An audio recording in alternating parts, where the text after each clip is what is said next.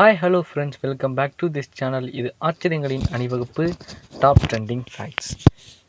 இன்றைக்கி இந்த வீடியோவில் எதை பற்றி பார்க்க போகிறோம் அப்படின்னா, நம்ம எல்லாருக்குமே தெரிஞ்ச ஒரு அற்புதமான செடி.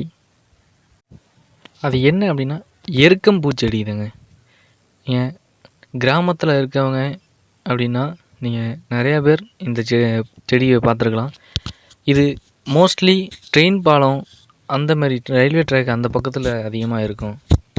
இதோட சயின்டிஃபிக் நேம் அப்படின்னு பார்த்தீங்கன்னா கேலோட்ரோபிஸ் ஜிகாண்டியா அப்படிங்கிற பேரை கொண்டு இருக்கிற இந்த எருக்கம்பூவை பற்றின 5 டாப் ட்ரெண்டிங் ஃபேக்ட்ஸை பற்றி தான் இன்றைக்கி இந்த வீடியோவில் பார்க்க போகிறோம். நம்ம வீடியோக்குள்ளே போகிறதுக்கு முன்னாடி நம்ம சேனலை நீங்கள் என்ன சப்ஸ்கிரைப் பண்ணலை அப்படின்னா மறக்காமல் டாப் ட்ரெண்டிங் ஃபேக்ட்ஸை சப்ஸ்கிரைப் பண்ணிவிட்டு இந்த வீடியோ பார்த்துட்டு இந்த வீடியோ பிடிச்சிருந்துச்சின்னா லைக் பண்ணுங்கள், ஷேர் பண்ணுங்கள். மறக்காமல் இந்த வீடியோவுக்கு ரிலேட்டடாக கமெண்ட் பண்ணுங்கள். வேறு எதை பற்றியாவது போடணும், வீடியோ பேசி போடணும் அப்படின்னா அதையும் கமெண்டில் சொல்லுங்கள். நிச்சயமாக உங்களுக்காக நான் போடுறேன். வாங்க ஃப்ரெண்ட்ஸ், நம்ம வீடியோக்குள்ளே போகலாம்.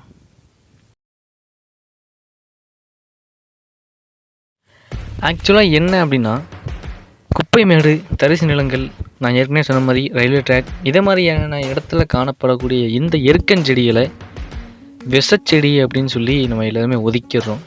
ஆனால் இந்த செடி 12 ஆண்டுகள் வரையும் மழை இல்லாமல் இருந்தாலும் வளரும் தன்மை கொண்டது தான்.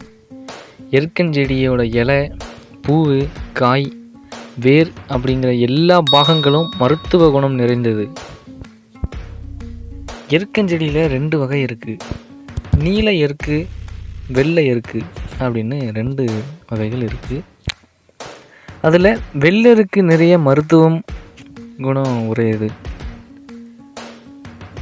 சித்த மருத்துவத்தில் எருக்கம்பூவின் மூலம் இந்த மாத்திரைகள்லாம் தயாரிக்கப்பட்டு சளி, இருமல் இது போன்ற வியாதிகளுக்கு மருந்தாக தரப்படுகிறது. காலில் முள் குத்துனா வலி ஏற்படுவதுடன் நடக்க சிரமமாக இருக்க அந்த ஒரு ஃபீலையும் இந்த எருக்கஞ்செடியின் இலையை உடைக்க ஒரு பால் வரும். அதாவது இந்த எருக்கஞ்செடியை உடைச்சா ஒரு பால் வரும். அந்த பாலை இந்த முள் இருக்கிற பகுதியில் தடவி வந்தீங்கன்னா 5லேருந்து 10 நிமிஷத்துக்குள்ளே அந்த முள் வலி நின்றுடும்.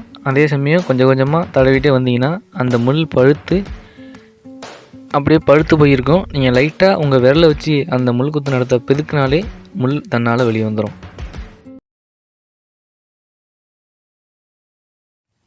இந்த எருக்க இலையை நெருப்பில் போட்டு எரிக்கிறதுனால ஒரு புகை வரும். அந்த புகையை நீங்கள் சுவாசிச்சிங்கன்னா மார்பு சளி, ஆஸ்துமா, அப்புறம் சுவாச பிரச்சனைகள், இது போன்ற எல்லா பிரச்சனைகளையும் இந்த புகை சரி பண்ணிடும். உடலில் கட்டிகள் வந்தால் இந்த செடியின் இலைகளை நெருப்பில் வாட்டி அந்த கட்டி இருக்கிற இடத்துல வைத்து நல்லா கட்டிடணும். கொஞ்ச நாளுக்கு அப்புறம் அதுவே இதுமாரி தினமும் கட்டிட்டு வந்தீங்கன்னா அந்த கட்டி பழுத்து தன்னால் உடஞ்சிரும். அந்த வீக்கம், வலி அதெல்லாம் எல்லாம் சேர்ந்து குறைஞ்சிரும். கிராமப்புறங்களெல்லாம் இன்னுமே இந்த பழக்கம் இருக்குது.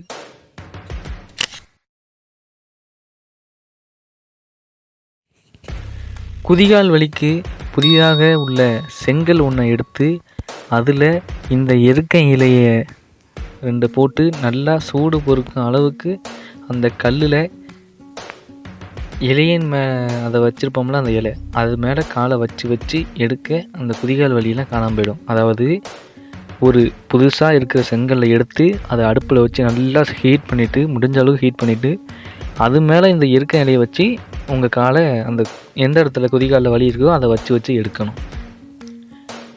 அப்புறம் மூட்டு வலிக்கு இந்த இலைகள் என்ன பண்ணணும் அப்படின்னா, இந்த இலைகளை ஒரு சிறிது அளவு விளக்கெண்ணெயை தடவி அதை சூடு பண்ணி மூட்டு பகுதியில் பொறுக்கும் சூட்டில் ஒத்தடம் போல் போட்டு எடுத்துக்கிட்டு வந்தீங்கன்னா வலி குறைவதோடு சேர்ந்து முட்டி வீக்கமும் குறைஞ்சிடும். சொறி, சிரங்குகள் இதுக்கெல்லாம் இந்த எருக்க இலையின் சாறு சிறிது மஞ்சத்தூள் சேர்த்து கடுகு எண்ணெய் அப்படின்னு ஒரு எண்ணெய் இருக்குது, அதை விட்டு நல்லா காய்ச்சி எடுத்துக்கிட்டு அந்த சொறி, சிரங்குகள் இருக்கிற இடத்துல தடவி வந்தீங்கன்னா ஒரு நல்ல ரிசல்ட் தெரியும், சீக்கிரமாக குணம் ஆகிடும்.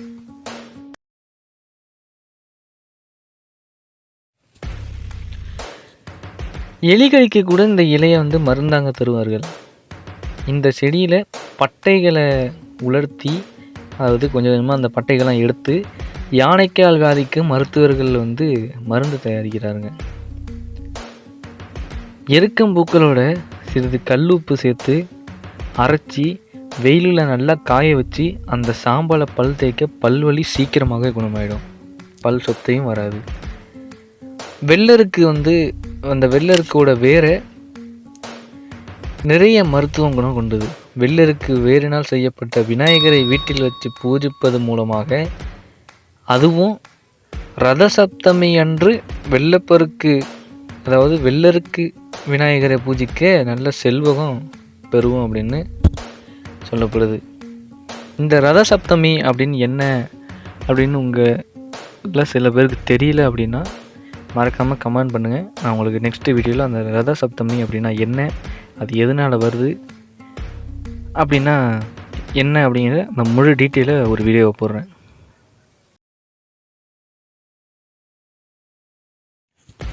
திரு எருக்கந்தப்புலியூர், திருக்காட்டு முன்னூர், இப்படி இருக்கிற இந்த திருத்தல கோயில்கள்லாம் எருக்கஞ்செடியை தல விருட்சமாக உள்ளது, அதாவது அதிகமாக இருக்குது.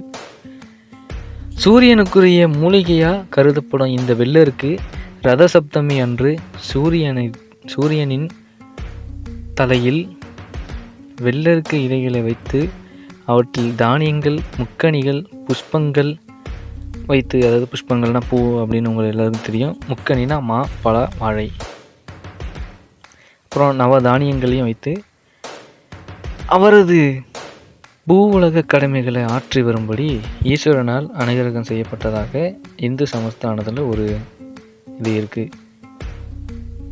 இந்த எருக்கஞ்செடியை ரத சப்தமி அன்னைக்கு 7 எருக்கஞ்செடியை வச்சு அந்த அரிசியில் மஞ்சள் தடவி அதை உங்கள் தலையில் வச்சு குளத்தில் குளித்து கிளம்பினீங்கன்னா